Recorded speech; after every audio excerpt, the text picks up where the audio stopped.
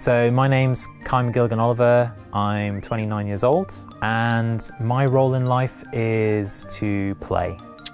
Weirdest fact, when I was little, I decided it would be a really great idea to be an ostrich at the beach. And I wanted to impress some teenagers who were like running around. So I stuck my head straight into the sand with my eyes open, and then kind of moved my head around in a circle and then lifted up and then realized that was the worst idea you could have possibly had.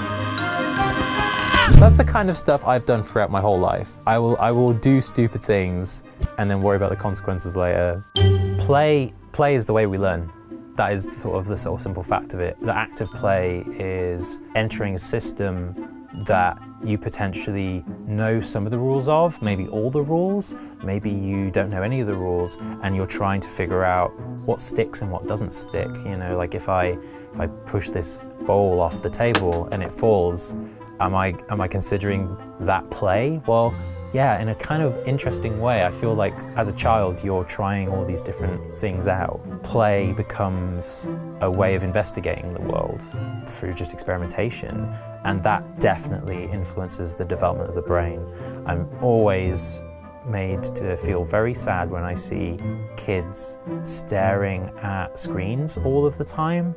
Even though that's what I did as a kid, I have this moment of like reflection where I go, they're engaging with experiences, interactive experiences, and they're learning a set of sort of interactions, but they're not learning necessarily the physical ones as well.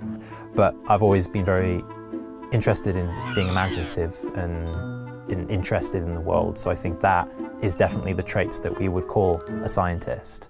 So being a scientist, as I did a physics degree, master's degree, that world has a mixture of all the same problems that the kind of real world has. So academia has a lot of pitfalls, but a lot of promising sort of aspects as well. And I want to see less sort of focus on funding and people like focusing on like getting papers out.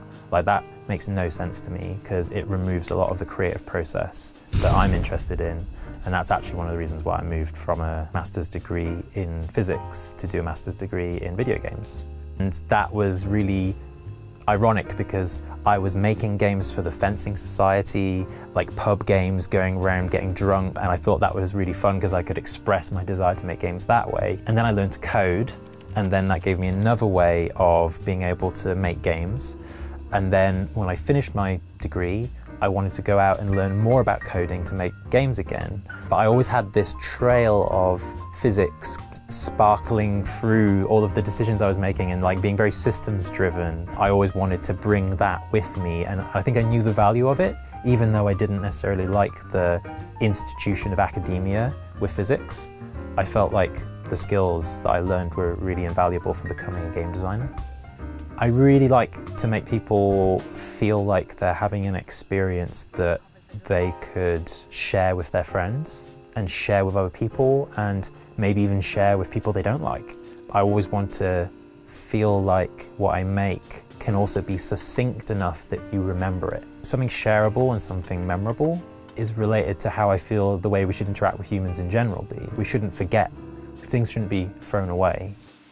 I think we should instigate much more play in everyday life, so long as it comes with an understanding of the impact that you have on your surroundings and the people around you. Play is not a self-contained miraculous cure for everything. It's another way of exploring the world, and that has an impact on the things around you.